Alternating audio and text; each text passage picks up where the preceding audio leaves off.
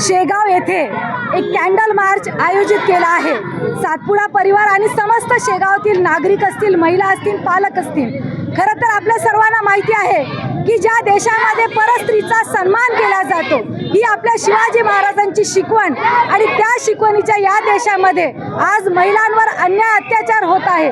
कलकत्ता येथील डॉक्टर असतील जिच्यावर त्या ठिकाणी बलात्कार करून खून केला गेला, ही घटना होतच नाही तर गेल्या 10 दिवसाआधी बदलापूरला एक 4 वर्षीय आणि 6 वर्षीय मुलींवर त्या ठिकाणी बलात्कार केला गेला आहे।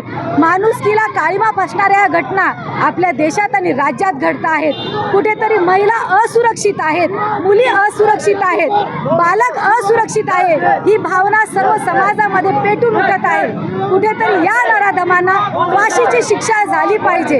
कुठे न्याय मागायला जर गेला असेल तर या ठिकाणी आपण पाहतो आहे की आवाज दाबण्याचा प्रयत्न केला जातो।